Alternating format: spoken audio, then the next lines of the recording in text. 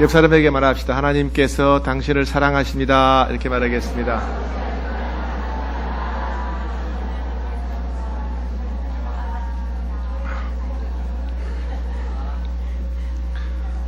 네, 그 말씀을 잘 하셔야 돼요. 하나님께서 당신 같은 사람도 사랑하십니다. 그러면 큰일 납니다. 네. 서양 사람들의 격언에 눈물 젖은 빵을 먹어보지 못한 사람은 인생을 논할 자격이 없다. 그런 말이 있습니다. 인생에 있어서 고난을 겪어보지 않은 사람은 인생을 제대로 알지 못하는 사람이다. 그런 말이죠. 인생의 고난을 겪어봐야 인생이 무엇인지 알고 또 사람이 성숙하게 된다. 그런 말입니다. 여러분, 신앙도 마찬가지입니다. 우리의 신앙도 고난을 통과하면서 믿음이 더욱 견고해지고 담대해집니다. 또 고난을 통과할 때 우리는 죄악된 습관을 끊어버리게 되고 더 깨끗한 믿음을 갖게 됩니다. 또 고난을 통해서 하나님이 살아계시구나, 하나님이 나를 사랑하시는구나, 또 하나님이 전능하시는구나, 하나님의 능력을 알게 되지요. 고난을 통해서 우리의 믿음이 온전해지게 됩니다. 성경에는 수많은 믿음의 사람들이 이 고난을 겪었습니다. 홍익교회 많은 성도님들도 고난을 겪으셨고 또 지금도 고난 가운데 계신 분들이 많습니다. 어쩌면 고난이 없는 사람은 없을 것이고 우리가 천국 갈 때까지는 계속해서 고난이 계속되리라고 봅니다. 오늘 이 고난에 대한 말씀입니다.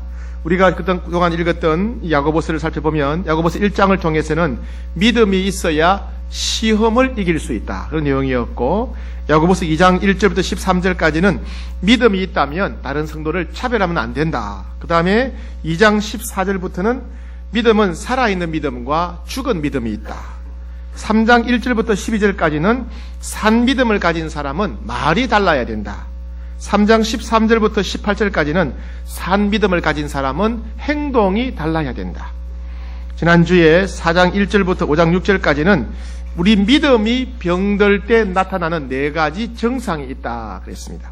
오늘 5장 7절부터 20절까지는 이 믿음이 있어야 고난을 이기게 된다. 고난을 이기는 것도 믿음이다. 이런 말씀입니다.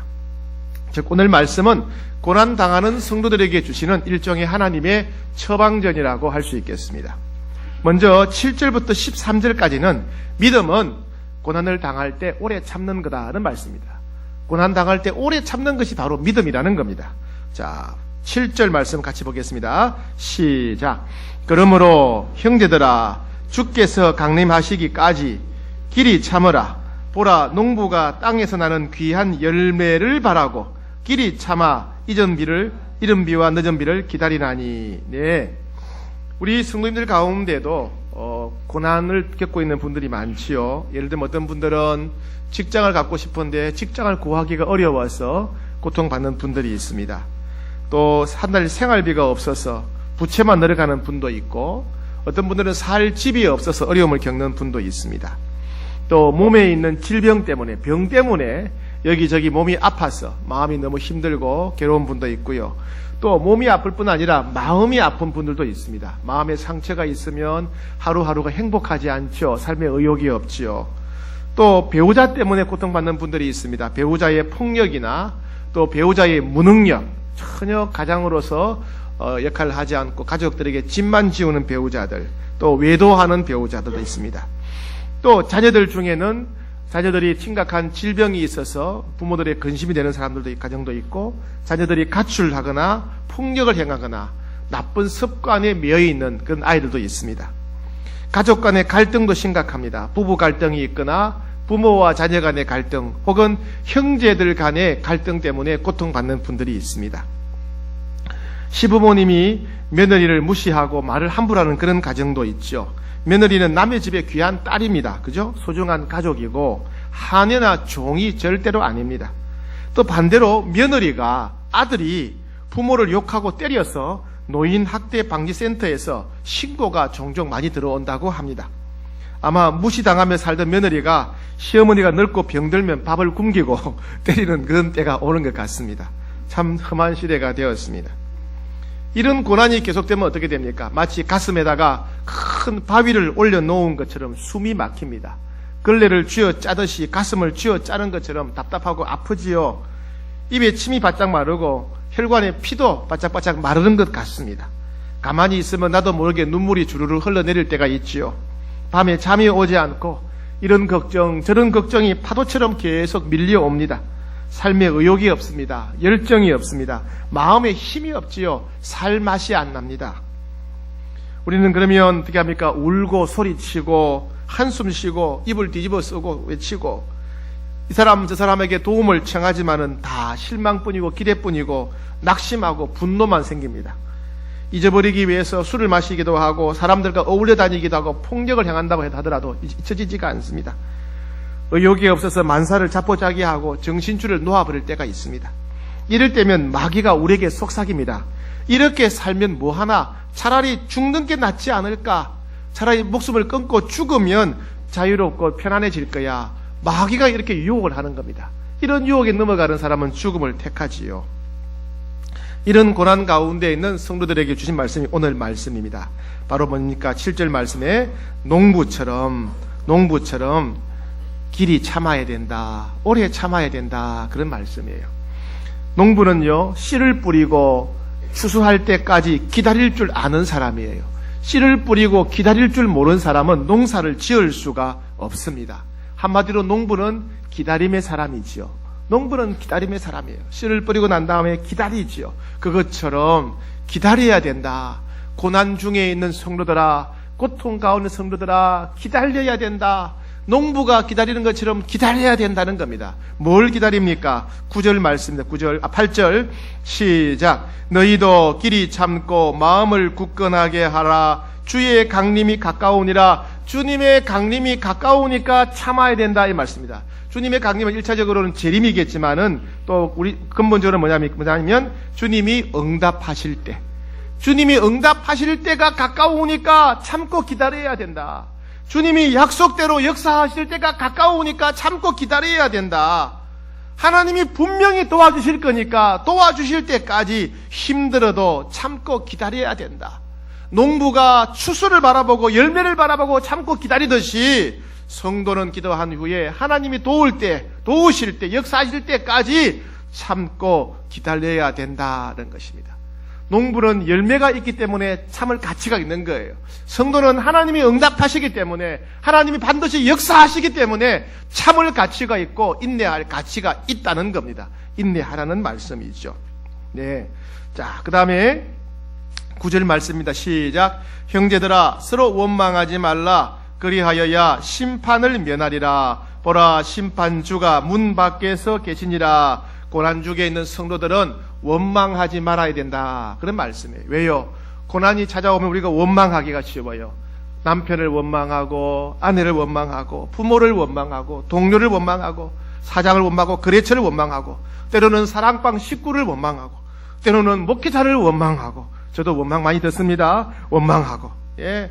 힘들면 가까이 있는 사람들한테 짜증내고 신경질 내고 불평하고, 예. 그래서 고난과 고통 가운데 있는 성도가 있으면, 가족이 있으면 절대 가족이 평안할 수가 없죠. 원망과 불평과 분노와 다툼밖에 없습니다.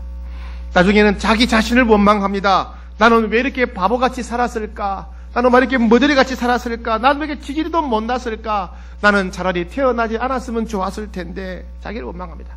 결국에는 누구를 원망할까요? 하나님을 원망해요. 하나님 원망해요.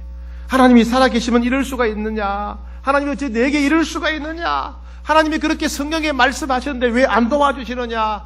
간증하는 사람은 잘도 도와주시던데 나는 왜 안 도와주시느냐? 하나님 내게 무관심한 게 아니냐? 하나님을 원망하게 된다는 겁니다. 원망하면 어떻게 됩니까? 사람을 원망하면 관계가 깨어지지요. 나를 원망하게 되면 낙심하게 되고 내 마음이 파괴가 되게 됩니다. 하나님을 원망하게 되면 죄를 짓게 되지요. 원망하면 결국 자기 자신만 손해입니다. 그래서 억울하다고 해서 힘들다고 해서 사람을 원망하거나 하나님을 원망하지 말아라. 그 말씀이 이 9절 말씀이죠. 원망하지 말아라. 그럼 어떻게 됩니까? 자, 10절 11절 말씀은 선지자들을 보고 본을 삼아라. 그런 말씀이에요. 10절 시작. 형제들아, 주의 이름으로 말한 선지자들을 고난과 오래 참음의 본으로 삼아라. 선지자들도 믿음이 훌륭했던 선지자들도 다 고난받았고 오래 참았다. 아브라함도 고난을 25년이나 참았고, 야곱도 고난을 20년간 참았고, 요셉도 13년간 참았다. 다윗도 10년간 도망다니면서 고난을 참았단다. 욥도 오래 참았고, 모세는 무려 80년 동안 고난받으며 참았단다. 됩니다. 나만 고난받는 게 아니니까, 내가 믿음이 없어 고난받는 게 아니니까, 하나님이 나를 버려서 고난받는 게 아니니까, 우리보다 믿음이 좋았던 수많은 믿음의 선진들도 고난받았으니까 낙심하지 마라. 낙심하지 마라. 그러면서 선지자들의 고난을 보면 한 가지 분명한 결론이 있다는 거예요. 결론이. 선지자들의 고난을 보면 첫 번째는 뭐냐면 선지자들도 고난받았구나는 거 있고, 두 번째는 분명히 결론이 있어요. 자, 11절 시작. 보라, 인내하는 자를 우리가 복되다 하나니. 예, 선지자들의 고난을 바라보면 첫 번째는 믿음이 훌륭한 선지자들도 고난을 받았구나 하는 것하고, 두 번째는 뭐냐면 그 고난에 대해서 인내하고 오래 참았을 때 끝에 가니까 반드시 복을 받더라는 거예요. 아브라함이 그러하고, 야곱이 그러하고, 요셉이 그러하고, 모세가 그러하고, 다윗이 그러하고, 욥이 그러하더라는 겁니다. 무슨 말입니까? 우리 식으로 말하면 믿음으로 인내하면 반드시 끝이 좋다는 거예요. 끝이 좋다는 말 아시죠? 예, 믿음으로 인내하는 자는 반드시 끝이 좋다. 고난당하는 사람이 다 끝이 좋은 게 아니에요. 믿음으로 인내하는 자, 하나님의 도우심을 바라보고 하나님의 역사를 바라보고 기도의 응답을 바라보고 살아가 인내하는 자는 반드시 끝이 좋더라. 끝이 좋더라는 겁니다. 끝이 복이 되더라는 거예요. 왜요? 왜요? 왜 그러냐? 우리 하나님이 자비의 하나님이시기 때문에. 자, 11절 같이 읽읍시다. 보라, 인내하는 자를 우리가 복되다 하나니 너희가 욥의 인내를 들었고 주께서 주신 결말을 보았거니와 주는 가장 자비하시고 긍휼히 여기시는 이시니라. 주님은 가장 자비하시고 긍휼히 여기시기 때문에. 이 하나님의 긍휼의 말이 뭐냐면요, 여러분, 어머니들이 우리 아이들이 아프거나 힘든 일이 있으면 애가 타지요. 그죠? 아휴, 수능 시험도 내가 보고 싶고 대신 봐주고 싶고, 시험도 내가 대신 봐주고 싶고, 그렇지요? 애가 타지요. 애들이 아프면 차라리 내가 대신 아팠으면 좋겠다, 그런 마음이 들지요. 이쪽에는 안 들은가 보다. 이쪽에 물어봐야겠다. 그런 마음이 들지요. 그죠? 예, 그렇다 그러잖아요. 예. 차라리 내가 대신 아팠으면 좋겠다. 우리 애가 얼마나 힘들까? 차라리 내가 하면 좋겠다. 그게 긍휼이에요, 긍휼. 하나님 마음이 그렇다는 긍휼이. 하나님의 마음이 부모보다도 엄마보다 더 긍휼이 크시다는 거예요. 하나님이 긍휼의 아버지시기 때문에 하나님을 바라보고 믿음으로 오래 참는 자는 반드시 끝이 좋더라. 이게 성경의 결론이에요. 성경의 결론이에요.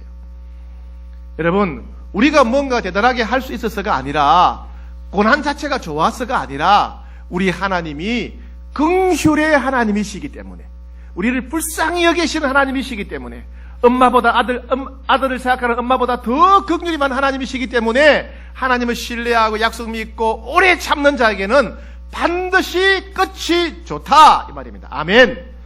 반드시 끝이 좋습니다. 믿으셔야 됩니다. 예, 믿으셔야 됩니다. 그래서 인내하는 자를 우리가 복되다 하도다. 말이 끝이 좋더라, 그런 말씀이에요. 자, 그 다음에 조심할 게 하나 있습니다. 12절 시작. 내 형제들아, 무엇보다도 맹세하지 말지니 하늘로나 땅으로나 다른 아무 것으로도 맹세하지 말고 오직 너희가 그렇다고 생각하는 것은 그렇다고 하고 아니라고 생각하는 것은 아니라 하여 정죄받음을 면하라. 이 말은 함부로 맹세하지 말라는 겁니다. 우리가 고난당할 때는요, 오래 참아야 될 때는 맹세하기가 쉬워요. 왜? 물에 빠진 사람이 지푸라기도 잡는 심정으로 뭔가 도움된다, 이거 해결하는데, 이 어려움을 겪는데 도움이 된다 생각하면 우리는 거기다가 계속 목숨 걸기가 쉬운 거예요. 이 돈 바칠 테니까 도와달라, 이거 해줄 테니까 도와달라. 그렇게 하나님 이외의 다른 것들에 대해서 우리가 기대고 의지하고 기대를 갖기가 쉽다는 거예요. 그런 유혹이 많아요. 편할 때는 괜찮은데 힘들 때는 혹시 하나님 이외에 누가 나를 도와줄까 싶어서 이런저런 우상에게 기대기도 하지 않습니까? 그래서는 안 된다. 그런 엉터리 우상에 대해서 앞에 가서 맹세하지 말라, 우상에게 의지하지 말라, 그런 말씀입니다. 그래서 우리는 어떤 형편에 있더라도 오래 참아야 돼요. 아무리 힘들고 괴로워도 참고 기다려야 돼요. 그게 믿음입니다. 왜요? 우리 주님이 반드시 약속을 지키실 것이기 때문에, 응답하시기 때문에, 우리 하나님은 긍휼의 하나님이라서 믿음으로 참으면 반드시 끝이 좋기 때문에 참고 기다려야 된다, 그런 말씀이에요. 이게 쉽지 않지요. 목사님 말씀은 맞는데요, 참기가 쉽지 않아요. 목사님 말씀은 맞는데요, 하루하루가 너무 힘들어요. 그래서 13절이 있는 거예요. 13절 시작. 너희 중에 고난당하는 자가 있느냐? 그는 기도할 것이요. 즐거워하는 자가 있느냐? 그는 찬송할지니라. 예, 기도해야 된다, 그런 말씀이에요. 고난 가운데 오래 참을 수 있는 비결은 기도해야 된다. 기도할 때 하나님의 마음과 뜻을 알 수가 있어요. 왜 이런 고난이 왔는지 하나님 마음과 뜻을 알 수가 있어요. 기도할 때 하나님의 계획을 알게 돼요. 기도할 때 고난의 기간이 짧아져요. 기도할 때 믿음이 강하여지는 겁니다. 기도할 때 우리가 알지 못했던 길이 열리기 때문에 그래요. 기도할 때 피할 길과 살 길이 생기기 때문에 그래요. 무엇보다 기도할 때 우리 성령님께서 우리 안에 오래 참을 수 있는 마음의 힘을 주시기 때문에 그래요. 성령님께서 이런 가운데 평안을 누리게 하시기 때문에 그래요. 그래서 여러분, 기도하셔야 됩니다. 기도하셔야 돼요. 고난이 닥쳤는데 기도하지 않는 분들은, 혼자 버티는 자들은 참 불쌍한 분들이에요. 어떻게 고난을 참고 견딜지, 어떻게 오랫동안 기다리시겠습니까? 여러분, 기도하셔야 됩니다. 입을 뒤집어 쓰지 말고 기도하셔야 돼요. 기도해야 됩니다. 기도해야 피할 길과 살 길이 열리고, 기도해야 하나님 마음을 알게 되고, 기도할 때 오래 참을 수 있는 힘이 생기고, 기도할 때 마음의 평안과 기쁨이 오기 때문에 그렇습니다. 우리는 오직 기도의 힘으로, 기도할 때 하나님 주신 힘으로 오래 참고 고난을 견딜 수 있는 것입니다. 자, 우리가 겪는 고난 중에 또 하나 중요한 고난, 힘든 고난인데 그게 뭐냐면 질병의 고난이에요. 질병. 몸의 질병, 마음의 상처의 질병. 그죠? 마음의 상처. 육체의 질병과 마음의 상처. 이게 참 견디기 어려워요. 그죠? 자, 어떻게 되겠습니까? 14절 시작. 너희 중에 병든 자가 있느냐? 그는 교회의 장로들을 청할 것이요. 그들은 주의 이름으로 기름을 바르며 그를 위하여 기도할지니라. 첫 번째, 함께 기도하라 입니다. 교회의 장로들을 청하라, 이 말은 너보다 믿음이 좋은 분들을 초청해서 함께 기도해라, 그런 말입니다. 여러분보다 믿음이 좋은 분들, 사랑방식이나 목사님이나 장로님들아 초청해서 함께 기도해라, 그런 말이에요. 저희는 이 말씀에 순종해서 내년 1월부터 매월 첫 번째 주 수요일 날, 수요 예배 후에 우리 아프신 분들을 위해서 장로님들과 목사님들이 함께 기도하는 그런 시간을 갖기로 했어요. 장로님 목사님들이 조를 다 나누어 가지고 아픈 성도들 누구나 기도하기로 했으니까 그때 많이 오셔서 또 기도 받았으면 좋겠습니다. 두 번째는 기름을 바르며 기도하라. 이 기름이란 말은요, 고대 사회에서는 이것이 일종의 약품이라고 할 수 있어요. 약품, 소독제이기도 하고 진정제이기도 한데 약을 바르며 기도하라, 이 말입니다. 즉 뭐냐면 기도한다고 해서 약을 끊어버리거나 기도한다고 의사 찾아가지 않거나 그렇게 하지 말라는 겁니다.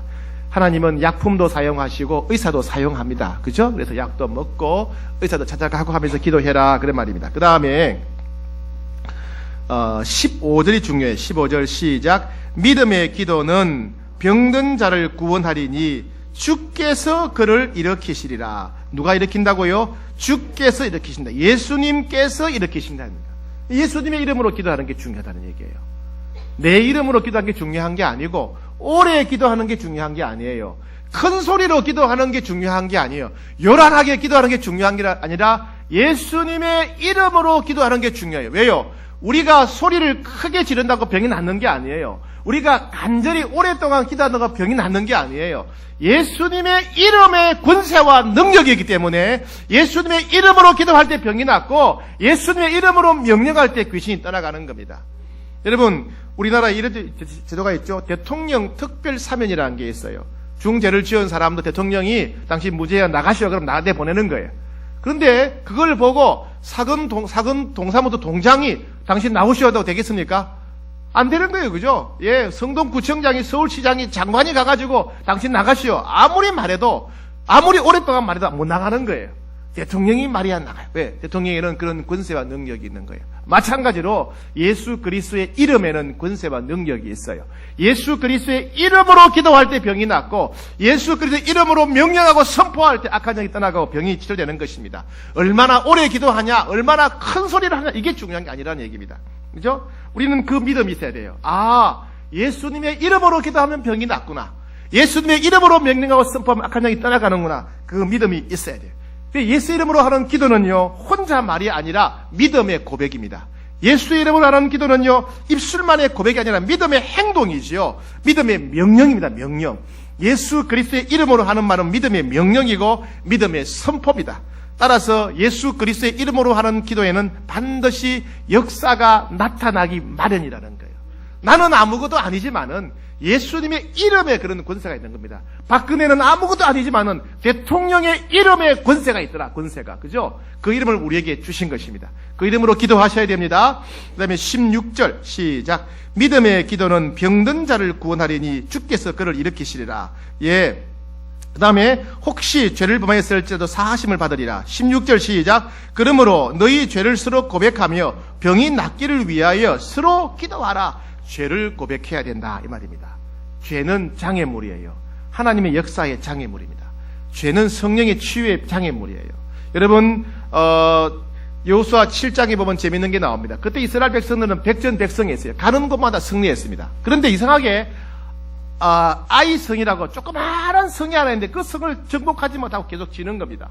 나중에 보니까 아간이라고 하는 한 사람이 죄를 지었어요. 그 죄 때문에 하나님께서 그들로 하여금 계속 싸움에 지게 만드신 겁니다. 이와 같이 죄가 있으면, 하나님 앞에 회개하지 않고 용서받지 못한 죄가 있으면 그 죄가 성령의 역사를 방해한다. 치유의 역사를 방해한다는 겁니다. 죄를 먼저 해결하라, 그런 말입니다. 우리는 확신을 가져야 돼요. 나는 별거 아니지만은 예수 이름으로 기도하는 내 기도가 능력이 있다, 권세 있다, 믿으셔야 됩니다. 자, 봅시다. 17절 시작. 엘리야는 우리와 성정이 같은 사람이로되 그가 비가 오지 않기를 간절히 기도한 적 3년 6개월 동안 땅에 비가 오지 아니하고 다시 기도하니 하늘이 비를 주고 땅이 열매를 맺었느니라. 엘리야가 기도했더니 3년 6개월 동안 비가 안 왔어요. 다시 엘리야가 기도했더니 3년 6개월 뒤에 비가 왔어요. 근데 하나님 말씀이 엘리야는 너희와 똑같은 사람이다. 엘리야는 우리와 똑같은 사람이에요. 똑같은 사람. 똑같은 사람인데 왜 그렇게 자연을 주관하는 기적이 일어나느냐. 16절 끝에 있죠. 의인의 강구는 역사하는 힘이 크기 때문에. 의인은 누굽니까? 하나님을 믿고 기도하는 자는 역사하는 힘이 크기 때문에. 하나님의 이름으로 기도하는 자는 역사가 나타나니까. 예수 그리스도의 이름으로 기도하게 되면 예수 그리스도의 이름에 권세가 있기 때문에 병이 치료될 뿐 아니라 마음의 상처가 치료되어지고 자연을 다스리고 통치하는 역사가, 기적이 일어나게 된다, 그런 말씀이죠. 그죠? 믿으셔야 됩니다. 성도의 강구는, 의인의 강구는 역사하는 힘이 크구나, 믿으셔야 됩니다. 우리 교회도 많은 기적이 일어나고 있지요. 네, 우리 교회도 많은 폐암이나 간경화, 요로결석, 목 디스크, 허리 디스크, 관절염, 이런 헤아릴 수 없는 수많은 분들의 병이 나왔어요. 지난주만 하더라도 한 권사님이 이명 때문에 1년 동안 고생하셨는데 기도했더니 하나님이 깨끗하게 치료해 주셨습니다. 그런 간증을 들었어요. 또 한 분은요, 몸에 병이 7가지예요. 병원에 가도 이거는 병이 안 낫는데, 못 고치는데, 이건 평생 그냥 짊어지고 가야 됩니다. 당신 친구입니다. 그러더라고요. 그 7가지 병이 기도했더니 깨끗하게 다 나았다고 간증하시더라고요. 할렐루야. 예, 당연하지 않습니까? 당연하지 않습니까? 그럼 우리 교회는, 홍익교회는 어떤 교회가 되어야 되겠습니까? 예수님의 명령대로 병이 낫기를 위해 기도하라 그랬으니까 예수님 명령대로 기도하는 교회가 되어야 돼요. 역사는, 의인의 강은 역사는 크다. 주께서 일으키시겠다 약속했습니다. 그렇다면 주님의 약속대로 병이 낫고 귀신이 떠나가고 상처가 치료되는 기적이 일어나야 되는 겁니다. 한양대학교 병원에서 못 고치는 병을 홍익교회가 다 고쳐야 돼요. 당연하지 않습니까? 당연하지요. 그죠? 그런 기적이 여러분 가정에서 사랑방에서 일어나게 되기를 축복합니다. 당연한 기적이죠. 주님이 약속하셨어요. 요한복음 14장 12절에서 내가 진실로 너희에게 이르노니 나를 믿는 자는 내가 하는 일을 그도 할 것이요 또 그보다 큰 일도 하리라. 나를 믿는 자는 내가 하는 일을 그도 할 것이요 또한 그보다 큰 일도 하리라. 우리는 아무것도 아니지만은 나를 믿는 자는, 예수님을 믿는 자는, 예수님의 이름으로 기도하는 자는 예수님처럼 나병 환자도 고치고 눈먼 자도 고치고 죽은 자도 살리게 될 거란 얘기입니다. 뿐만 아니라 예수님이 하셨던 것보다 더 큰 일도 하게 될 거랍니다. 이건 이상한 일이 아니라 예수님이 하신 약속이에요. 예수님의 말씀으로 하신 약속이란 말이죠. 예수님이 거짓말하는 분이 아니라면, 예수님 말이 진실하다면 이 말씀은 이루어질 겁니다. 우리가 예수 이름으로 기도하게 되면 예수님이 하셨던 일을 하게 될 겁니다. 예수님이 하셨던 것보다 더 큰 일도 하게 될 것입니다. 그러라고 예수님이 이 땅에 오신 건 아니겠습니까? 미국은 기독교 도시입니다. 기독교 국가지요. 그죠? 공식적으로는 기독교가입니다. 그래서 기독교적인 행사를 아주 많이 합니다. 성탄절이 되어서 미국에 있는 한 도시가 성탄절 큰 파티를 하기로 결정합니다. 그래서 이 시청 앞 광장에다가 엄청나게 큰 성탄 트리를 하나 세웠습니다. 화약을 탁 세우고 그 다음에 온 시민들이 모여서 파티하기로 하고 그 시청 광장의 정면에다가 큰 모형을 만들었는데 아기 예수님이 탄생하는 모형을 만들었어요. 큰 이제 동굴 모양이 있고 그 다음에 마리아와 요셉이 있고 구유가 있고 구유에 아기 예수가 누워 있고 목자들이 있고 동방 박사들이 있는 큰 모형을 이렇게 만들었다는 거예요. 그런 그림 아시지요? 예, 그런 모형을 만들었어요. 만들었는데 이제 이 성탄 파티가 시작되기 1시간 전에 공무원이 가보니까 구유에 누워있던 아기 예수 모형이 없어져 버린 거예요. 누가 가져갔는지 예수님 부활했는지 하여튼 없어져 버린 거예요. 없어버리니까 난리가 난 거예요. 아무리 찾아도 이게 못 찾는 겁니다. 결국에는 이 시 관계자들이 방송을 했어요.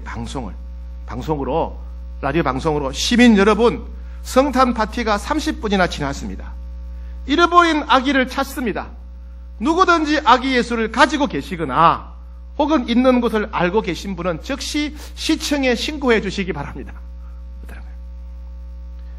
예, 이 사건은 뭘 보여줍니까? 오늘날 성탄절이 전 세계에서 수많은 나라가 지키는 최고의 절기지만은 예수님이 사라져버린 그런 절기다라는 겁니다. 그저 백화점에서는 물건 팔고 1년에 케이크 제일 많이 팔리는 날이니까 케이크 사다가 서로 선물하고 나누어 먹고 노래 부르고 춤추고 노는 그런 절기가 되어버렸다는 겁니다. 예수님이 이 땅에 오셨을 때도 예수님이 어느 도시에서 태어날지 서기관들은 알았지요. 왜? 이미 선지자를 통해서 하나님이 예언의 말씀을 주셨기 때문에. 성경을 연구하는 서기관들은 메시아가 예수님이 어느 도시에 태어날지 알고 있었습니다. 그럼에도 불구하고 어떤 서기관들도 예수님께 와서 경배하거나 찬양 드리지 않았습니다. 하나님께 늘 예배드리던 제사장들조차도 예수님께 와서 예배드리지 않았습니다. 심지어 예수님은 박해를 피해서 고국을 떠나서 다른 나라로 피난을 가셔야 했습니다. 예수님은 철저히 잊혀졌고 철저히 거절당하셨고 무시를 당하셨습니다. 오늘날도 마찬가지죠. 성탄절이 되었음에도 불구하고 사람들은 예수님을 모릅니다. 여러분, 우리가 메리 크리스마스라고 하죠. 메리 크리스마스. 이 뜻이 뭐냐면 이 크리스란 말은 그리스도, 크리스토스, 그리스도, 예수 그리스도를 가리킵니다. 흔히 이제 엑스마스라는 거, 이게 엑스가 아니고 영어가 아니고 헬라어입니다. 키라고 하는 발음하는 키라고 하는 헬라 발음입니다. 키는 뭐냐면 크리스토스, 그리스도를 가리킵니다. 그럼 마스는 뭐냐? 여러분, 성당에서 카톨릭 사람들이 미사 보러 가자 그러죠. 미사. 그 미사가 마스예요. 미사. 예배 혹은 절기 이런 말입니다. 절기. 그러니까 크리스마스는 뭐냐면 그리스도를 위한 날, 그리스도의 날 혹은 그리스도를 위한 예배 이런 말이에요. 그리스도라는 놈이 성탄절이에요. 성탄절 예배, 이게 크리스마스예요. 그럼 앞에 붙는 메리는 뭐냐? 계름이 아니고요. 예, 즐거운 기쁨 이런 말입니다. 즐거운 기쁨. 그러니까 메리 크리스마스 하게 되면 즐거운 그리스도의 날, 즐거운 그리스도를 위한 예배, 즉 즐거운 성탄절, 즐거운 성탄 예배, 이 말이 메리 크리스마스입니다. 왜 즐거운 성탄입니까? 왜 메리 크리스마스입니까? 예수님께서 고난 중에 있는 우리를 위로하러 오셨기 때문에 그렇습니다. 2000년 전에 예수님께서 우리에게 고난당하고 있는 우리를 위로하기 위해서 오셨어요. 2000년 전에 예수님께서 고난당하고 있는 우리를 구원하기 위해서 고난에서 건져주기 위해서 이 땅에 오신 것입니다. 그래서 고난 중에 있는 성도가 1년 중에 가장 기다리는 날이 성탄절이에요. 왜요? 고난 중에 있는 나를 구원하러 오신 날이기 때문에. 그래서 메리 크리스마스예요. 메리 크리스마스. 예수님은 이 땅에 오실 때 우리의 질병과 상처를 치료하러 오셨어요. 이 땅에 오신 예수님은 수많은 질병과 상처 가운데 고통받는 사람을 치료하셨어요. 예, 성탄절은 어떤 날입니까? 예수님이 치료하러 오신 날이에요. 그래서 질병으로 인해서 상처로 인해서 고통받는 성도가 가장 기다리는 날이 언제입니까? 바로 성탄절이에요. 왜? 이날 나를 치료하셨기 때문에. 25일이 왜 있습니까? 예수님이 이 땅에 오셨기 때문이지 않습니까? 왜 오셨습니까? 나를 치료하러 오신 거예요. 내 병을 고치러 오신 거예요. 그럼 반드시 내 질병을 치료하시고 상처를 고쳐주실 거라는 얘기입니다. 그래서 메리 크리스마스예요. 메리 크리스마스. 여러분, 지난주 3부 예배 때 우리 세례식이 있었죠? 네, 그때 여러분 한 성도님 나오셔서 간증하신 거 기억하십니까? 네, 오후 찬양 예배 시간에는 또 유아 세례식인데도 간증이 있었어요. 두 분이 간증하셨어요. 한 분은 본인이 세례받기 때문에, 한 분은 자녀가 유아 세례받기 때문에 간증하셨는데 공통점이 있었어요. 두 간증자의 공통점이 뭐냐면 두 분 다 자녀로 인한 큰 아픔이 있는 분들이었어요. 자녀들로 인해서. 그 얘기를 하셨어요. 그죠? 그 얘기를 하셨어요. 자녀들로 인해서 고통을 얘기하셨어요. 여러분, 그게 참 쉽지 않은 일이에요. 저희들은 그분들을 간증자로 세웠지만 그 이야기를 안 하실 줄 알았어요. 다른 얘기 할 줄 알았어요. 왜? 내 자녀가 금메달 땄다, 무슨 박사학위 땄다, 이런 거는 자랑하기가 쉬워요. 그런데 내 아들이, 내 딸이 이렇게 아픕니다, 힘듭니다, 이 얘기를 못 해요. 그죠? 부끄러워서, 수치스러워서, 자존심이 상해서 그 얘기 못 합니다. 그런데 이분들은 두 분 다 동일하게, 담대하게 우리 아이들이 이런 상황에 있습니다, 얘기했잖아요. 왜요? 왜요? 왜요? 예수님이 이미 오셨기 때문에, 예수님이 우리를 고난에서 건지러 오셨기 때문에, 예수님이 우리의 질병과 상처를 치료하러 오신 줄 믿기 때문에, 예수님의 약속을 믿기 때문에, 예수님이 우리에게 기도하라고 하셨고 우리에게 맡기신 예수 그리스도의 이름의 권세를 믿기 때문에, 예수님은 자비와 긍휼이 무궁한 분이라는 것을 믿기 때문에 그들은 그 믿음 가운데 담대하게 자신들의 아픔을 나누고 간증할 수 있었던 것입니다. 수능시험이 지나갔습니다. 저희 교회에 수능시험 본 아이들이 많았는데 그 중에 수능시험 보는 딸을 가진 우리 집사님 한 부부가 있어요. 우리 교회 참 열심히 충성하는 귀한 부부입니다. 아이들이 수능시험 보게 되면 참 힘들지요. 가족들이 다 고생하잖아요. 저는 그런 수능시험을 4번이나 봤습니다. 4번이나. 둘 다 재수하는 바람에 재수 있었습니다. 엄청 재수 있었습니다.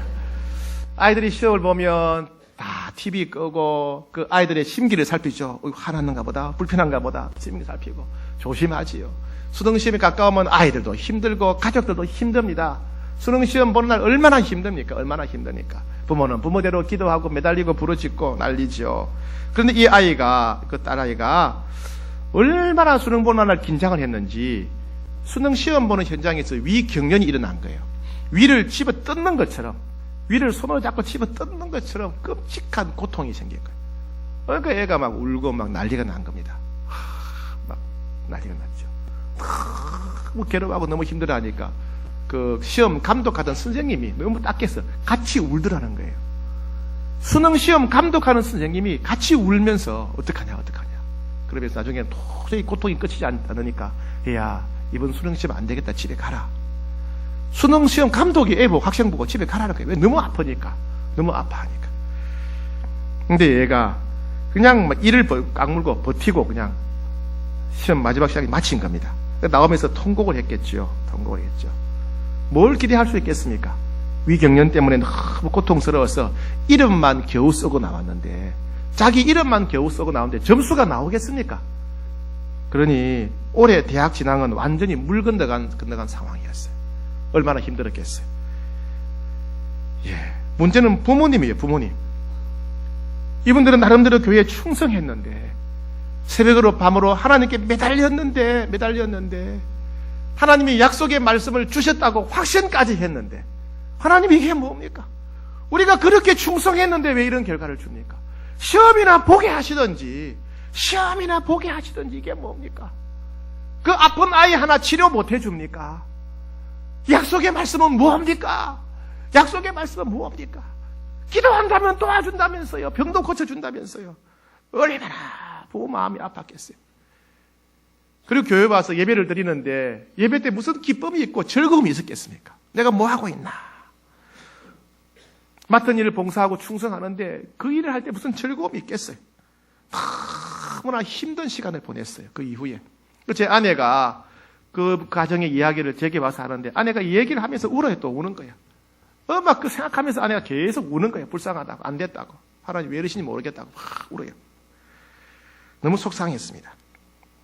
그런데 지난주에 다른 소식이 들려왔어요. 이 딸아이가, 자매가 평소에 가고 싶었던 대학이 있었는데 이 대학은 수능 시험과 상관없이 논술 시험만 보는 곳이란 수시 모집하는 곳입니다. 이 수시 모집은요 어려워요. 몇 명 안 뽑기 때문에 2명, 3명 뽑으니까 수십 대 1, 수백 대 1입니다. 수십 대 1, 수백 대 1. 옛날하고는 달라요. 참 어려워 이거는. 다들 학생들은 포기하고 봅니다. 포기하고. 정말 바늘구멍이에요. 그런데 그 학교에 최종 합격 통보를 받았다는 것입니다. 할렐루야. 네, 감사하지요. 네.